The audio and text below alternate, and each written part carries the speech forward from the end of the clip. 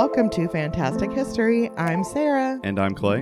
We're a husband and wife duo who enjoy telling each other about amazing events, people, and mysteries throughout history.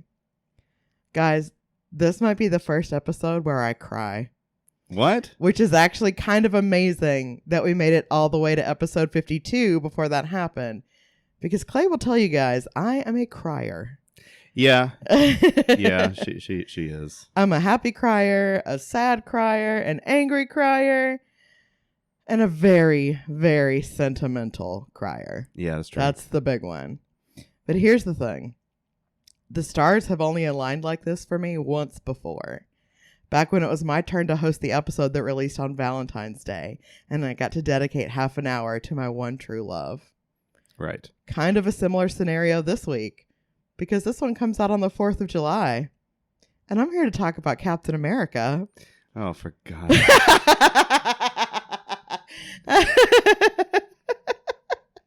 I'm sorry. I cannot help myself. So you like Captain America, right? Oh, a little bit, yeah. She loves Captain America. Yeah. Huge emotional trigger for me. To an insane degree. Yeah, it's a lot. And so what is the topic today? Is it actually, are you going to be talking actually about Captain America? About the creation of the character. Like okay. I'm not going to be talking about like the myth that's, you know, like, oh, Steve Rogers was born on this and that date and this was his teacher and whatever. Like the actual creation of the comic book character. Okay. Yeah. But I just, you know, when I checked the calendar to see what day this was coming out, there was just nothing else I could have covered today. That's fair. It's just, I'm sorry, it's not going to happen. It's fair. Yeah. So not only is he the thing that makes me feel the most patriotic, but July 4th is also Steve Rogers' birthday. Yeah. So my hands were tied. So I'm going to take you back to the year 1940. So the Second World War was raging across Europe, but wouldn't reach America's shores until the end of the following year. So there was time for people to focus on another type of explosion, the popularity of comic books. Oh, boy. Yeah, was that a little bit tasteless? A little bit. A little bit? Yeah, okay. I accept that, but, you know, facts is facts. Yeah. So two of the all-time most popular superheroes were already gaining eternal fame by this point, with Superman first appearing in Action Comics #1 in 1938, and Batman appearing in Detective Comics #27 in 1939. Yeah. So their publisher, National Comics Publication, was bringing in money hand over fist with these comic books. Just like printing money, they might as well have been. They were so popular. Right. Enter Martin Goodman. Goodman was a career publisher of literally anything he thought would bring in money. He's mostly known today for his place in comic book history, but he also published a lot of westerns and pulp novels and like random periodicals. Pretty much anything he believed would sell, regardless of the genre or the medium. If it's in print and people will buy it, he's interested in publishing it. He did not care. Gotcha. Businessman. Yes. He's also described by some as being a blatant imitator who waited to see what was popular, copied it in multiple different ways, and pushed all of that out to the public, hoping to ride the wave that, like, even if just one of these things picks up, I'm going to make some of that money. Okay, yeah. So think about, like, when Twilight first became really popular in the late 2000s, and all of a sudden vampires were everywhere again. Oh, I remember. Publishers and studio executives, like, saw that this one book series was selling out all over the place, and they started snatching up any sort of vampire manuscripts they could get their hands on. Goodman's entire career was doing exactly that thing over and over and over again. That being the case, what do you think was running through his mind when he's seeing Superman and Batman all over the place? I gotta get me a superhero. Sure. Yeah. Before we go any further, I want to add in a little aside here about Martin Goodman that really adds fuel to the fire of my belief in like fate and the butterfly effect, that sort of thing. So the tiniest little decisions can change the entire course of history. So a perfect example of that, in 1937, Goodman and his new wife decided to honeymoon in Europe and had plans to end that trip with a ride on the Hindenburg. Oh. Mm-hmm. That Hindenburg. They already had their tickets and they were like preparing to board. Uh-huh. But there were no 2 empty seats together. They would have had to split up, and that's no way to end your honeymoon. So they got off the ship and left to find a different way home. And then the Hindenburg exploded and killed everyone on board. Oh, man. The Marvel Cinematic Universe literally would not exist today if any one person who boarded ahead of them got there a little bit after they did instead and allowed them to sit together.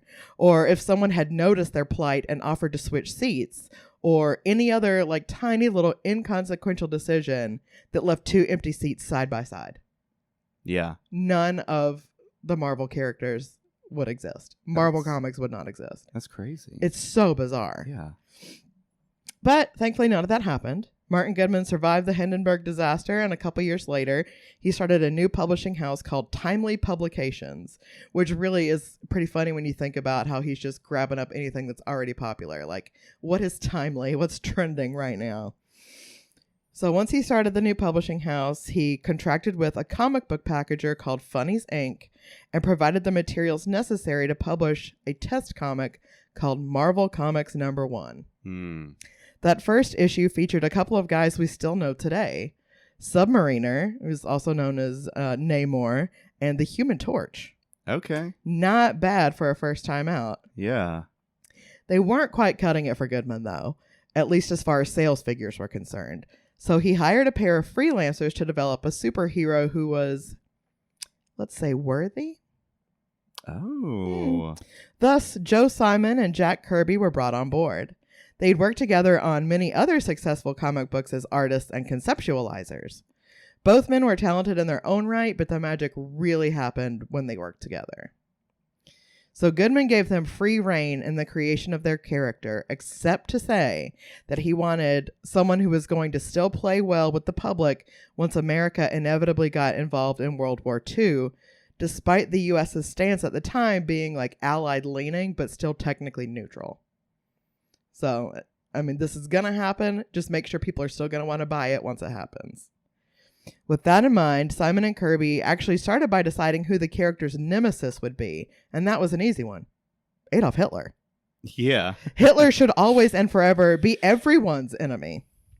Cool. Done. Check that off the to-do list. Now that we've got our enemy, we need our hero. I'm going to try not to cry. Well, if we're wanting to really inspire Americans to rally behind this guy fighting Hitler, and our one guideline was that we wanted people to still be very, very invested in this character once the country goes to war, we should probably make him a soldier, right? Sure. And we should probably make it as clear as humanly possible that this is an American soldier, right? Even though Kirby was the illustrator, it was actually Simon who came up with the original design for a red, white, and blue suit and a red, white, and blue shield. He sketched it out and labeled his creation Super American. Oh. Lame. Yeah. So fucking lame. And there were already a bunch of other superheroes called Super something because of Superman's popularity. Super American. So after some understandably necessary discussions on the matter, they settled on the name Captain America. Yeah. Simon and Kirby took their 8-page proto-comic to Goodman for approval, and Goodman basically lost his damn mind he saw so many dollar signs. He was like going full Scrooge McDuck in his mind, just like backstroking through kids' allowance money. And so at the end of 1940, a full year before the bombing of Pearl Harbor and America's involvement in World War II, Captain America #1 hit the stands, with a cover showing Captain America punching Hitler directly in the face. Nice. And the crowd goes wild. They sure do. To quote from an article published by The Ohio State University, Captain America became an unofficial part of the war effort. His winged visage enlivened patriotic calls for children to collect scrap metal and buy war bonds. Fans could join the Sentinels of Liberty, whose card featured a saluting cap alongside a set of principles that pledged members to honor God, the Constitution, and their duties as citizens. Wow. Yeah. Interestingly, Simon would later state openly that he regretted Captain America's origin story as a scrawny weakling who volunteered to receive super soldier serum, something that was covered in that very first issue. He considered it the weakest part of the character overall and admitted that he and Kirby both gave it very little thought, that they put down the first thing they could think of in a rush to get to the action. And that blew my mind. Yeah. And it hurt my feelings a little bit because that is so fundamental to the character. Do you think it's so important to us because, like, we've been through so many iterations of superheroes and we've been through the Golden Age, Silver Age, been through so much. So having a hero with an origin that is humble is more appealing when in contrast with, like, you know, well, I guess the ones that have sort of survived are the ones with humble origins. Even Superman grew up on a little farm. Batman did not. Batman Batman did not. Batman had not necessarily a humble life, but tragic past. Tragic, but his parents were murdered for being rich. Yeah. Basically. So, I don't know. Very different from, like, I am a superhuman who is going to save the world just because I'm a big, strong guy. Right. Well, and that's kind of a lot of what was going around at the time. And even, like, in the original Superman comics, first of all, his name was not Clark Kent. It was something like Bill Dunn.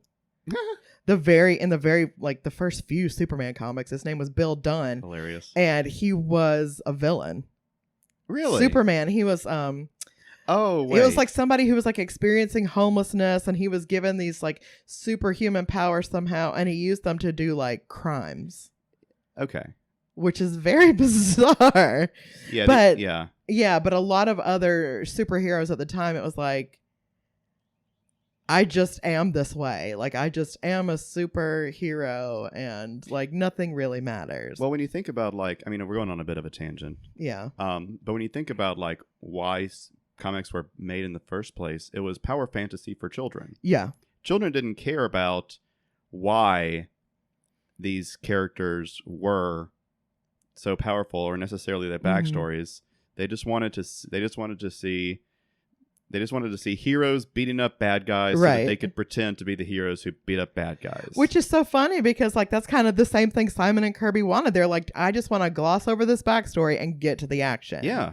But what makes Captain America so unique is the backstory. And I think the fact that he resonated with so many people at that time.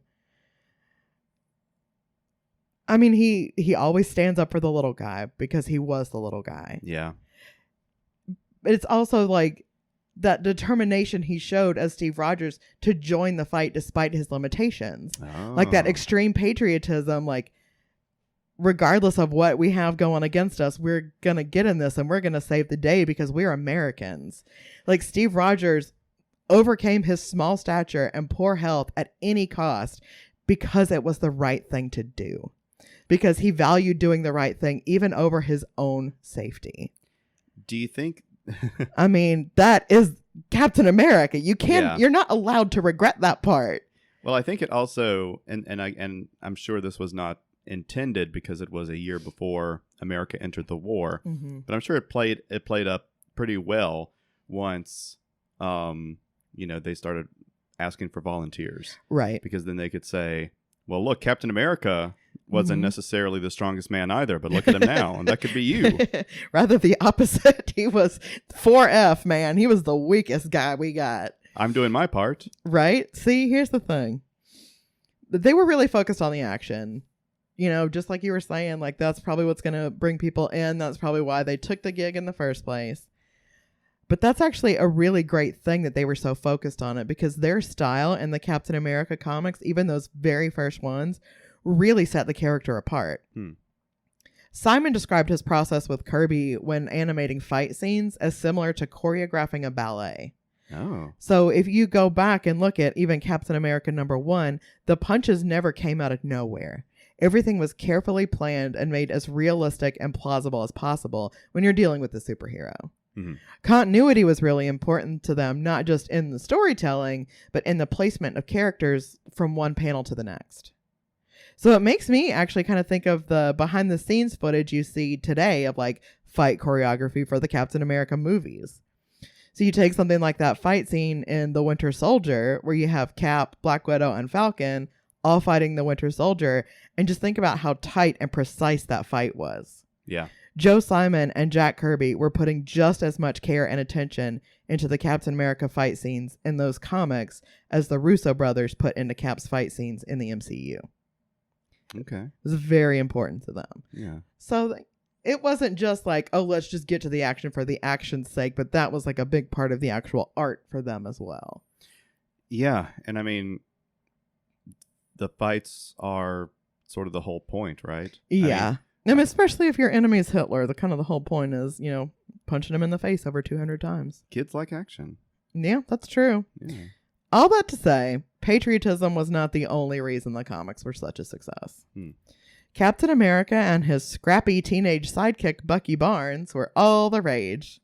They battled the Japanese, Hitler, and Hitler's experiment gone wrong, the Red Skull. Oh. Simon and Kirby created 10 issues of Captain America in the months leading up to Pearl Harbor, and they outstripped every other comic book when it came to sales numbers.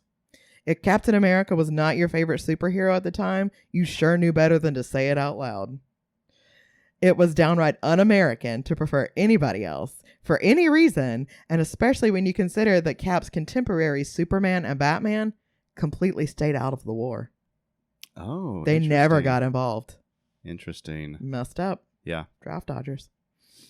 After the war ended, though, Captain America comics started to fall out of favor, and the final issue was published in February of 1950. The war was over, and people wanted to move on. Yeah. Imagine being a soldier coming home from the most unimaginably traumatic experience of your life and seeing this goofy-ass comic book character everywhere. And especially if it was like your own kid reading those comics. So you can't escape the war even in your own house. Sure. Though they tried to pivot the character to fit current ideals during the Korean War, Captain America was not able to inspire that same sense of patriotism and idealism that he'd represented for folks at home during the Second World War. Yeah. But then, in 1963, a real hero entered the ring. A comic book writer named Stanley Lieber. Wait, Stanley Lieber? Stanley Lieber. Stan Lee, as he's more commonly known today. Well, I learned something else that was new. Yep. So Stan Lee, if you've heard of Captain America, you've heard of Stan Lee. He started his career at Timely Comics all the way back in 1939. Gosh. Yeah. He was brought on by Joe Simon himself and was actually kind of a Nepo baby, considering his cousin Gene was married to Martin Goodman. So that's interesting. Stan's first job at Timely Comics was as the person who refilled the artist's inkwells as they were creating the comics. Okay. So even with that family connection, he started from the bottom. Yeah. Stan Lee and Captain America had a date with destiny from the beginning. Not only was he brought on by one of the co-creators of the Star-Spangled Man with a plan, but Stan's first comic credit came in 1941 when he was allowed to fill in the lettering on the cover of Captain America #4, which said, "Captain America foils the traitor's revenge." Nice. Yeah, that's not a bad start, Yeah. He continued writing Captain America comics, being given more and more responsibility until he left to join the army himself the following year. After serving in World War II and slogging through some less than exciting assignments in the 1950s, he teamed up with none other than Jack Kirby to create a few new characters for the publisher now known as Marvel Comics. This included Iron Man, the Incredible Hulk, and Thor. After successfully debuting all three characters individually, they decided to use them in a team they called the Avengers, which was meant to be an answer to DC's Justice League. Yeah. 3 issues of the Avengers were released, but something was missing. Oh, boy. Oh, here it comes. Oh, it's happening, y'all. Yep, it's happening. Sorry. They needed a leader, someone with a pure heart, an unbreakable spirit, an unshakable understanding of right and wrong. Okay. Someone selfless and brave and kind. So in Avengers #4, they brought back Captain America, introducing the plot point we know so well today, where Cap goes into the ice in 1945 and is found frozen decades later, only to be revived so he can keep punching Nazis and other ne'er-do-wells.